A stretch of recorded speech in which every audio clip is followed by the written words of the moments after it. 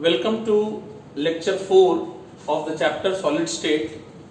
I am Pankaj Kumar Kapadia, BTech IIT Delhi, Director IIT Tapasya Patna.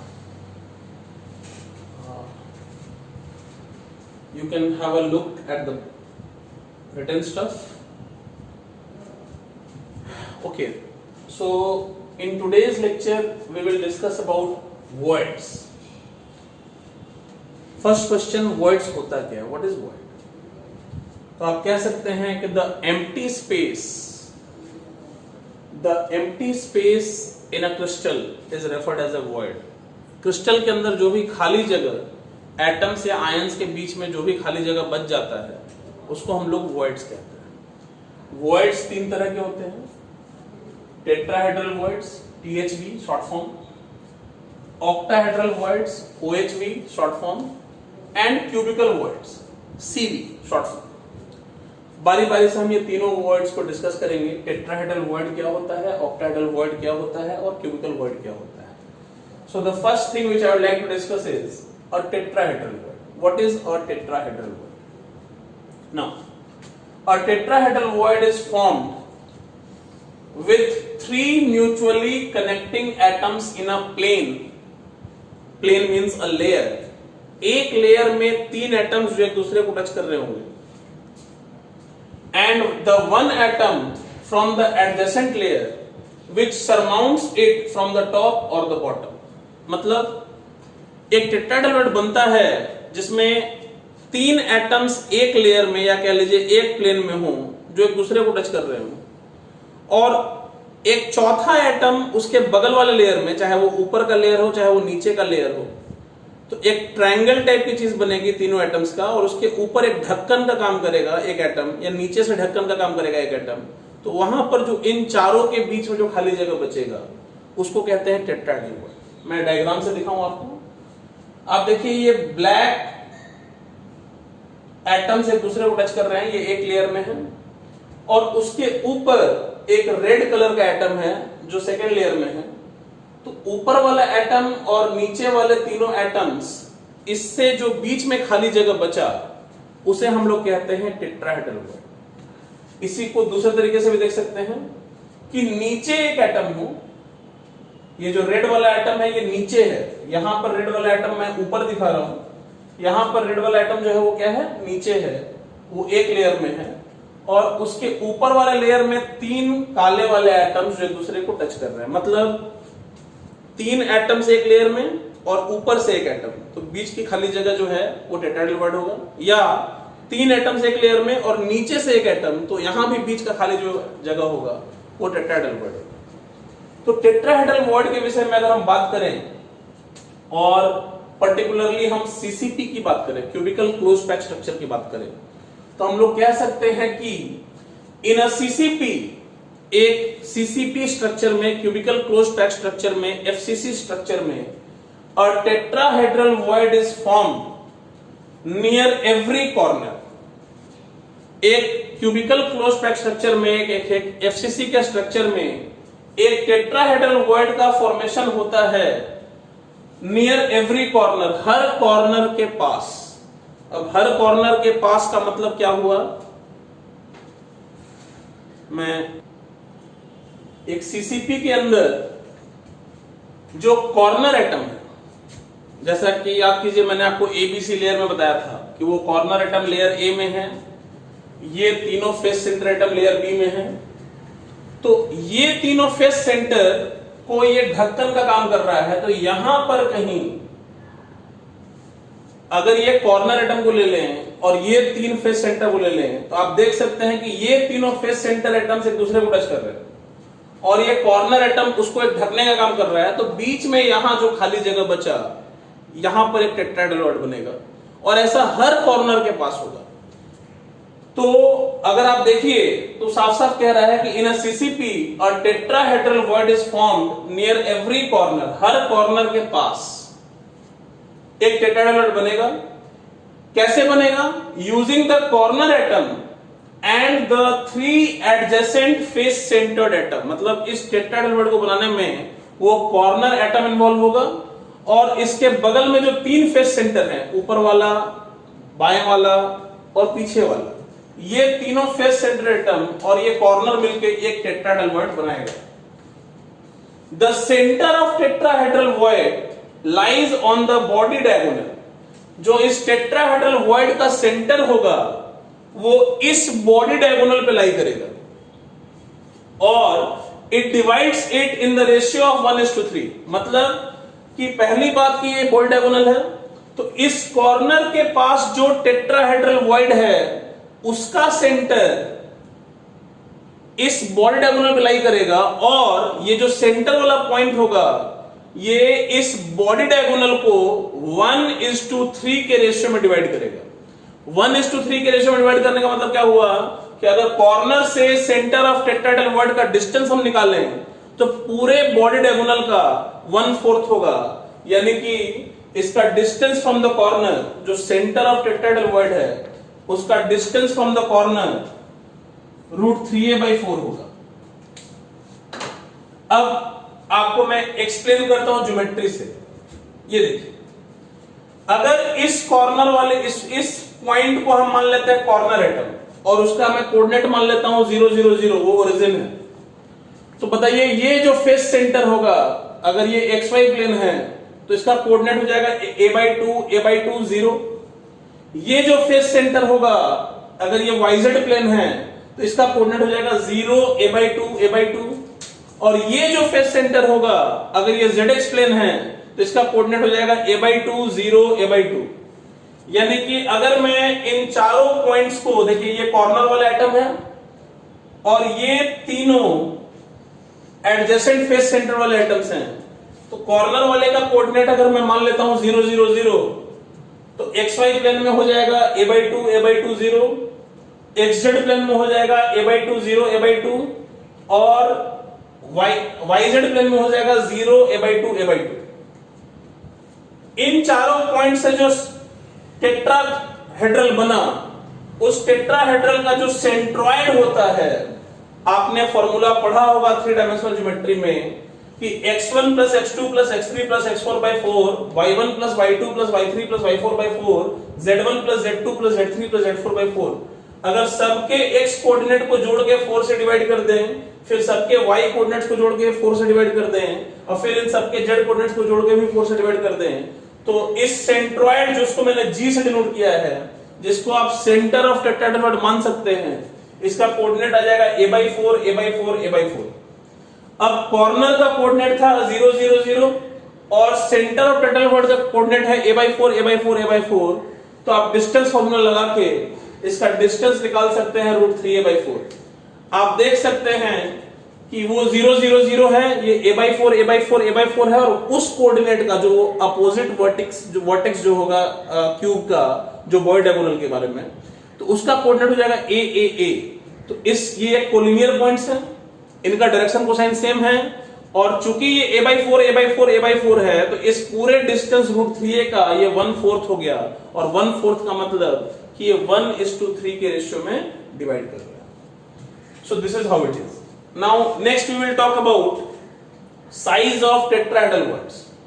तो size कैसे निकालेंगे tetrahedral void का?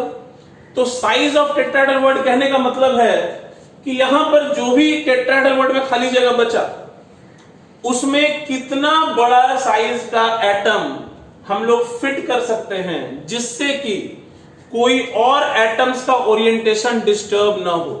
जैसे मान लीजिए कि वहां जो भी खाली जगह है वहां पर हमने एक छोटा सा एटम डाला, वो हो सकता है पूरी तरह से उसमें चला जाए और फिर भी उससे बड़ा भी जा सकता हो, उसको थोड़ा साइज और बड़ा किया, थोड़ा साइज और बड़ा किया, ऐसा करते करते जिस समय वो जो छोटा एटम हम उसमें इनकलकेट कर रहे हैं, जब वो इन चारों एटम्स को टच कर जाएगा उससे बड़ा एटम हम लोग उसके अंदर नहीं डाल पाएंगे। यानी कि अगर मैं डायग्राम से एक्सप्लेन करना चाहूं तो जो डिस्टेंस है √3a/4 ये कॉर्नर एटम है, जहां पर एक एटम है, और अगर ये सेंटर ऑफ टेट्राहेड्रल वॉइड है तो यहां पर एक एटम ऐसा जो हम फिट कर सके जो कि उसको टच कर जाए, तो रेडियस ऑफ टेट्राहेड्रल वॉइड ये हो जाएगा। ये डिस्टेंस जो है वो √3a/4 है। तो मैंने वही कहा यहां पे कि radius of tetrahedral void plus radius of the atom should be equal to √3a/4। Next, चूंकि सीसीपी बनाया है एटम्स ने, तो हम जानते हैं सीसीपी में 4r बराबर √2a होता है। अगर हम इन दोनों का रेशियो ले लें तो यहां से हमारा रेशियो आ जाएगा radius of tetrahedral void upon radius of the atom is equal to √3/√2 - 1। आप कैलकुलेट करेंगे तो 0.225 ये है आपका साइज ऑफ टेट्राहेड्रल वॉइड। अब अगर आपसे एक बात और पूछा जाए, क्या कि एक सीसीपी में कितने टेट्राहेड्रल वॉइड्स होंगे, तो जैसा कि मैंने कहा कि एक टेट्राहेड्रल वॉइड हर कॉर्नर के पास होगा। यहां पे होगा, यहां पे होगा, यहां पे होगा, यहां पे होगा, और वैसे ही उन चारों कॉर्नर्स पे भी होगा। यानी कि इफेक्टिवली एक सीसीपी स्ट्रक्चर में, एक सीसीपी के यूनिट सेल में 8 टेट्राहेड्रल वॉइड्स होंगे, और सीसीपी की बात करूं तो 8 होंगे। अब अगर मैं एचसीपी की बात करूं तो एचसीपी में 12 आएंगे। ये कैसे 12 आएंगे मैं बताऊंगा। तो आप यहां से एक जनरलाइज्ड फॉर्मूला देख सकते हैं कि किसी भी क्लोज पैक स्ट्रक्चर में जो in general number of tetrahedral voids होंगे, जो in general number of tetrahedral voids होंगे वो 2z होंगे। आपको याद होगा कि सीसीपी में z की वैल्यू होती थी 4, इसलिए नंबर ऑफ टेट्राहेड्रल वॉइड्स कितने हो गए? 8। एचसीपी में z की वैल्यू होती थी 6, इसलिए नंबर ऑफ टेट्राहेड्रल वॉइड्स कितने हो गए? 12। अब ये कैसे 12 हुए मैं ये भी एक्सप्लेन करूंगा। जरा अब इस डायग्राम को देखिए, इन दोनों डायग्राम को देखिए। ये एक जनरल क्लोज पैक स्ट्रक्चर है, ये हेक्सागोनल को मैंने रिप्रेजेंट करने की कोशिश की है। आप देखिए टेट्राहेड्रल वॉइड कहां कहां पे। देखिए, अगर मैं इस ब्लैक वाले हेक्सागोनल लेयर को मानूं और जिसके ऊपर ये 3 ब्लैक वाले से जो मैंने हेक्सागोन दिखाया है उसके जो एंड पॉइंट्स हैं वो एक्चुअली ब्लू वाले एटम्स हैं। तो ब्लू वाले लेयर में मैं हेक्सागोन ले रहा हूं, और ये जो 3 ब्लैक वाले एटम्स हैं वो सैंडविच वाले एटम्स हैं। अगर मैं इन दोनों लेयर के विषय में सोचूं तो जरा सोचिएगा, इन तीनों ब्लू वाले एटम्स के ऊपर एक ये ब्लैक वाला एटम है, तो ब्लैक एटम के नीचे और ब्लू एटम्स के ऊपर एक टेट्राहेड्रल वॉइड होगा, जिसको मैंने यहां पर ब्लैक डॉट से रिप्रेजेंट कर रखा है। नेक्स्ट, अगर सेम लॉजिक से देखें तो यहां पर भी एक ब्लैक डॉट है और यहां पर भी एक ब्लैक डॉट है। मतलब टोटल 3 टेट्राहेड्रल वॉइड्स कैसे बनेंगे कि जो हेक्सागोन के ऊपर सैंडविच वाले एटम्स हैं, वो जहां जहां भी सैंडविच वाले एटम्स हैं उसके ठीक नीचे एक टेट्राहेड्रल वॉइड बनेगा। तो वो हो गया 3। देखिए मैंने यहां 3 रिप्रेजेंट कर रखा है। नेक्स्ट, ये जो हेक्सागोन का सेंटर वाला एटम है वो नीचे है, और उसके ठीक ऊपर 3 ब्लैक वाले एटम्स हैं। यानी कि जो तीनों ब्लैक वाले एटम्स हैं उसके नीचे एक तरह से ब्लू एटम ढक्कन का काम कर रहा है। तो ब्लू एटम के ऊपर और इन तीनों ब्लैक एटम्स के नीचे, यानी कि ठीक सेंटर वाले एटम के जस्ट नीचे, वहां पर एक टेट्राहेड्रल वॉइड बनेगा। तो 4 हो गया, 3 + 1। अब आप देखिए इस स्ट्रक्चर को, हेक्सागोन के जितने भी कॉर्नर्स हैं, आप देखिए ये कॉर्नर पे आप देख सकते हैं कि वास्तव में क्या हो रहा है कि 3 ब्लैक एटम्स हैं, नीचे में ब्लू वाला एटम है, यही है कॉर्नर। यहां भी देखिए 3 ब्लैक एटम्स हैं और यहां पर नीचे में ब्लू वाला एटम है। तो हर कॉर्नर पे एक एक टेट्राहेड्रल वॉइड बनेगा। और आपको मैंने पिछले क्लास में बताया था कि हेक्सागोन का कॉर्नर जो होता है वो 3 हेक्सागोन्स में कॉमन होता है। यानी कि यहां जो टेट्राहेड्रल बनेगा हर कॉर्नर पे वो 3 यूनिट सेल्स में शेयर्ड होगा।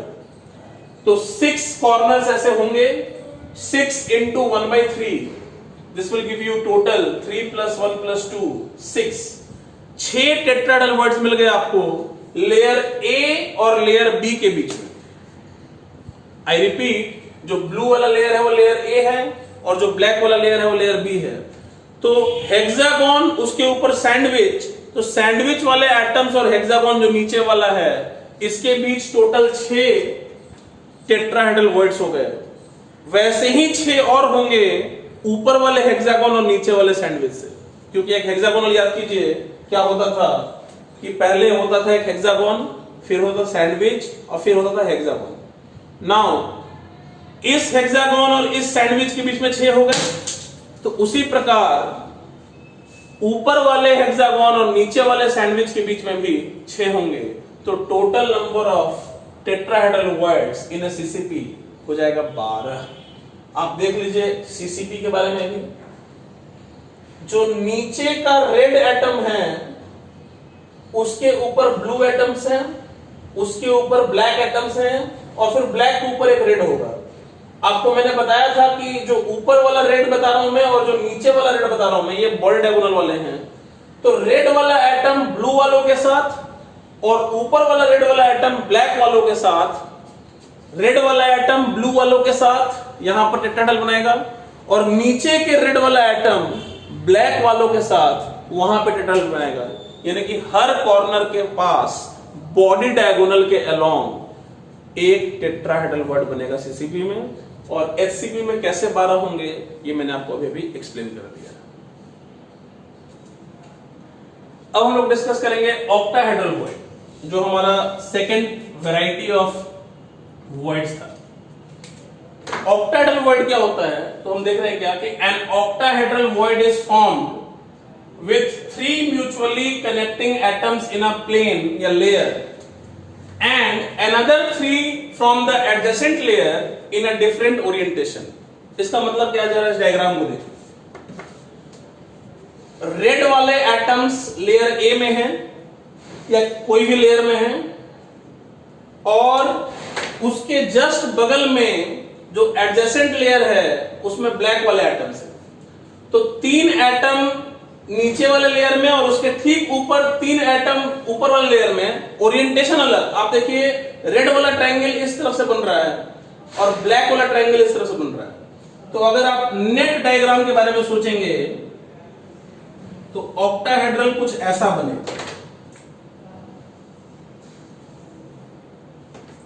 वास्तव में ऑक्टाहेड्रल होता है plus X axis, minus X axis, plus Y axis, minus Y axis, plus Z axis, minus Z axis. तो ऑक्टाहेड्रल वर्ड देखने का बहुत सीधा तरीका है, जो गाना हम लोग गाते हैं, एक भाई जरा देख के चलो, आगे ही नहीं पीछे भी, बाएं ही नहीं दाएं भी, ऊपर ही नहीं नीचे भी। तो अगर इन 6 डायरेक्शन में एटम्स हैं, उन 6 के बीच में जो खाली जगह बचेगा उसे हम लोग कहते हैं ऑक्टाहेड्रल वॉइड। अब अगर मैं बात करूं तो कह सकते हैं हम लोग कि in a CCP an octahedral void is formed at the body centre as well as all the edge centres. एक सीसीपी में, एफसीसी स्ट्रक्चर में ऑक्टाहेड्रल वॉइड कहां बनता है, तो पहली बात कि वो बॉडी सेंटर पे बनता है। बॉडी सेंटर पे कैसे बनता है, तो अगर आप क्यूब के बीचों बीच पहुंचे तो उसके सामने भी एटम है, वो सामने वाला फेस सेंटर, पीछे भी एटम है, पीछे वाला फेस सेंटर, बाएं भी एटम है, बाएं वाला फेस सेंटर, दाहिने भी एटम है, दाहिने वाला फेस सेंटर, ऊपर भी एटम है, सीलिंग वाला फेस सेंटर, और नीचे भी एटम है, फ्लोर वाला फेस सेंटर। तो अगर ये देखा जाए तो एफसीसी के अंदर सारे फेस सेंटर एटम मिलके कमरे के बीचों बीच एक ऑक्टाहेड्रल वर्ड बनाते हैं।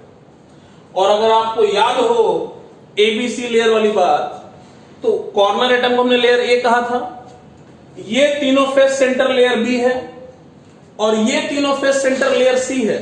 तो लेयर बी के तीनों और लेयर सी के तीनों के बीच में, ठीक कमरे के बीचों बीच, लेयर बी का तीनों और लेयर सी के तीनों के बीच में, ठीक कमरे के बीचों बीच एक ऑक्टाहेड्रल वॉइड बनेगा। अब अगर इस डायग्राम में देखना चाहते हैं तो देखिए, ये तीनों ब्लू वाला और ये तीनों ब्लैक वाला के बीच में एक ऑक्टाहेड्रल वॉइड बनेगा। अगर आप इस डायग्राम में आना चाहते हैं तो जहां भी रेड डॉट आपको दिखाई दे रहा है वो सब ऑक्टाहेड्रल वॉइड है। क्यों? क्योंकि वो ना तो ब्लू में कवर हुआ है और ना ही ब्लैक में कवर हुआ है, वो सारे ऑक्टाहेड्रल वॉइड्स हैं। तो अगर आप एक्सप्लेन करना चाहते हैं कि साइज ऑफ ऑक्टाहेड्रल वॉइड क्या होगा, तो आप फिर वही बात कह सकते हैं। अच्छा, उससे पहले एज सेंटर पे कैसे हुआ, तो जैसे आप इस एज को पकड़ लीजिए, इस एज का जो सेंटर है यहां की बात कीजिए, तो इसके सामने सीलिंग वाला एटम, सीलिंग के फेस सेंटर वाला, इसके पीछे पीछे वाले कमरे की सीलिंग वाला एटम, आगे पीछे हो गया। अच्छा, बाएं ये कॉर्नर एटम, दाहिने ये भी कॉर्नर एटम, नीचे ये फेस सेंटर, और ऊपर इस दीवार के ऊपर वाली दीवार का फेस सेंटर, ये छो मिलके हर एज के सेंटर पे आपको बनाएगा क्या, एक ऑक्टाहेड्रल वॉइड बनाएगा। तो सवाल ये उठता है कि एक क्यूब के अंदर, एक सीसीपी के अंदर कितने ऑक्टाहेड्रल वॉइड्स होंगे, तो नंबर ऑफ ऑक्टाहेड्रल वॉइड्स होंगे 4 सीसीपी के अंदर। कैसे 4 होंगे, तो जो कमरे के बीचों बीच है वो तो कहीं शेयर नहीं हुआ, और जो एज के सेंटर पे है, तो एक क्यूब के अंदर टोटल 12 एजेस होते हैं, और एक एज जो होता है वो 4 क्यूब्स में कॉमन होता है। जैसे ये एज की अगर बात करें तो इस क्यूब में है, इसके पीछे वाले क्यूब में होगा, और इन दोनों के ऊपर वाले क्यूब में होगा। तो 12 into 1/4 it will give you 4। अगर आप HCP की बात करें, ऑक्टाहेड्रल वॉइड्स इन HCP, अगर आप ऑक्टाहेड्रल वॉइड्स इन HCP की बात करें तो 6 होगा। कैसे 6 होगा, जरा देखिए, इस हेक्सागोन में जो ब्लैक से हेक्सागोन मार्क किया गया है, ब्लू एटम्स वाले हेक्सागोन का जो ब्लैक से मार्क किया गया है, देखिए एक रेड डॉट, एक और रेड डॉट, और एक और रेड डॉट। ये 3 रेड डॉट्स जो हैं ये बेसिकली ऑक्टाहेड्रल वॉइड्स हैं, और जैसे लेयर ए और बी के बीच 3 हैं, वैसे ही वापस बी और ए के बीच भी 3 होंगे। तो 3 और 3 कितने हो गए, टोटल 6 ऑक्टाहेड्रल वॉइड्स हो गए। आप अगर इन जनरल बात करेंगे किसी भी क्लोज पैक्ड स्ट्रक्चर के लिए, तो ये Z हो जाएगा, क्योंकि सीसीपी में Z की वैल्यू 4 होती है, HCP में Z की वैल्यू 6 होती है। ये कहानी। अब आते हैं साइज पे। तो ये बताइए कि इस एज के सेंटर पर एक टेट्राहेड्रल ऑक्टाहेड्रल वॉइड का सेंटर होगा, और वहां पर एक कॉर्नर है। तो अगर हम कहें कि साइज निकालना है, मतलब कि इस जगह पर हम कितना बड़ा एटम फिट कर सकते हैं, यही होगा साइज। तो अगर हम यहां पर एक एटम फिट करते हैं तो स्ट्रक्चर कुछ ऐसा हो जाएगा। ये अगर एज है तो यहां पर एक एटम है, यहां भी एक एटम है, और यहां पर जो भी हम एटम रख पाए यही होगा रेडियस ऑफ ऑक्टाहेड्रल वॉइड। तो जैसा मैंने यहां डायग्राम में दिखाया है, radius of atom plus radius of octahedral void हो जाएगा a/2, क्योंकि ये हो गया a/2 और ये भी हो गया a/2। तो RO radius of octahedral void plus radius of atom हो जाएगा a/2। अच्छा, चूंकि सीसीपी बनाया है तो 4r बराबर √2 है, तो होगा ही होगा। अगर आप इन दोनों का रेशियो ले ले तो radius of octahedral void upon radius of atom आ जाता है √2 - 1, यानी कि 0.414। So this is the size of octahedral void.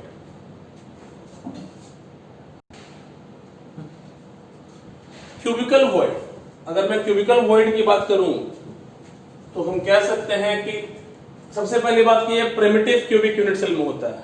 कैसे? It is formed at the centre of the cube of a primitive cubic unit cell using all the 8 corner atoms। ध्यान दीजिए, आप याद कीजिए, primitive cubic unit cell एक simple cubic unit cell जिसमें क्या होता है, केवल 8 कॉर्नर पे एटम्स होते हैं। तो ये 8 कॉर्नर मिलके जो कमरे के बीचों बीच एक खाली जगह बना इन 8 के द्वारा, इसे हम लोग कहते हैं क्यूबिकल वॉइड।